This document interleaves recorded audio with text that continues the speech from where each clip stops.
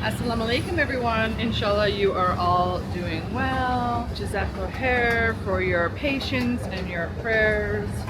Inshallah you're doing well. I am in Bangkok. Alhamdulillah. How are you guys? It's been a while.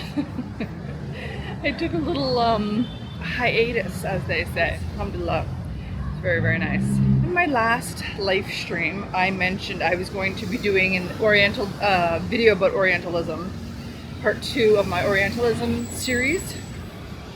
So I thought, hey, I'm in Asia, why don't I talk about Orientalism? Oh wow, perfect fits. Two of the main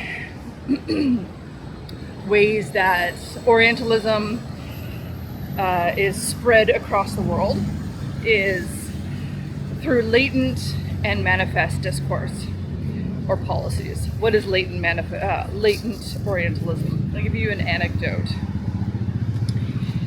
When I was headed to Mexico years and years ago, it was my first trip away from Canada, and I told people I was going to Mexico. Everybody's like, oh my god, have fun, it's gonna be so fun, like margaritas, guacamole, the whole thing. Everybody was very, very excited. Oh, Ali, you're gonna have a great time in Mexico. Okay, I had a great time. Parts of it were really bad, obviously. Why do I say obviously? Because, you know, this is, as a side note, a perfect reason why women should not travel alone, because they're at a greater risk for SA. And unfortunately, because I was traveling alone, that happened to me in Mexico. So that's obviously horrible, right? Nobody wants that. But then, when I told people, oh, I want to go to Egypt or somewhere in the Middle East, around that same time period, everybody was like, don't go, it's very scary there, like the men, you gotta be careful with the men. I just watched a huge video series on a girl traveled through the Middle East, specifically Saudi Arabia, and had an incredible time, which prompted me to remember this whole conversation, this whole situation. So it gets very, very weird. Let me show you the traffic here, it's crazy.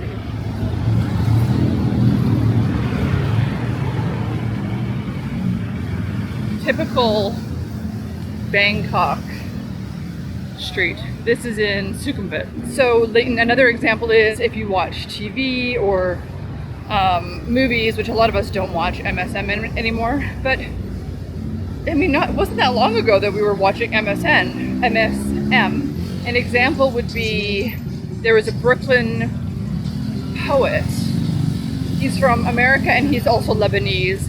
And the way that he saw Muslim men being portrayed in movies really sort of impacted the way he thought of himself as an American, but also as a Muslim as well. So, and that's through art and through poetry. He had nobody to help him. There was nobody who wanted to help him. You know, he has a quote-unquote Arab name, and so people just didn't want to help him out. They immediately condemned him because of his name, as opposed to getting to know him as a real person. So obviously problematic.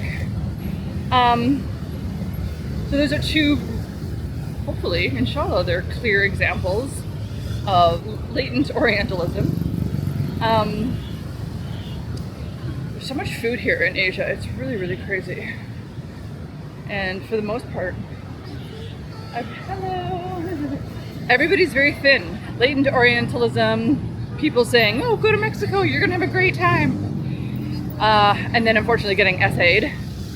And then also when I say, oh, I really want to go to Egypt, people are like, oh gosh, don't do that, that's super dangerous, like you have to be very careful of the men there. Meanwhile, we met like the nicest people in Egypt, in Cairo. It's unbelievable. Like come to our house for food, like for dinner, and like all this, it's crazy. So another is artists who have no one to reach out for resources. Orientalism. Okay, so remember when Trump was president, he said, and I quote, Islam hates us. Okay, Islam is not a monolith, as we know, right? Islam in Thailand is very different than it is in Saudi Arabia or in Canada or in Tirana, Albania. Islam hates us. He meant the West, obviously. Now, there may be Muslims that hate the West. Yeah, of course, that's true. But to say that Islam hates the West, like I said this on the Muslim Mom interview. Islam doesn't get up in the morning and brush its teeth. Muslims do. Yeah, remember when the global pandemic happened and President Trump was saying he wanted to shut down the border? I think he ended up doing it, actually, shutting down the border. So, a complete ban on Muslims from entering the U.S. Okay. President Trump has argued for a complete ban on Muslims from entering the U.S. as well as a registration system for Muslims currently living there. Okay, so that was the national security entry-exit registration program. That's stopped now, thankfully. But President Trump has said, or former President Trump, says that he could revive the program, which is obviously not what we want, right?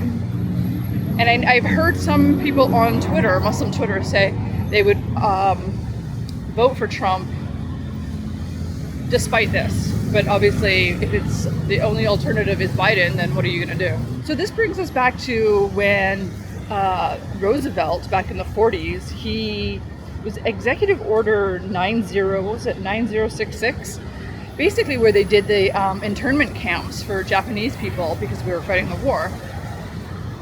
The issue with that is, which a lot of people don't know about, is they didn't name nationalities, but there was Koreans. Anybody who looked Asian got rounded up and sent to internment camps.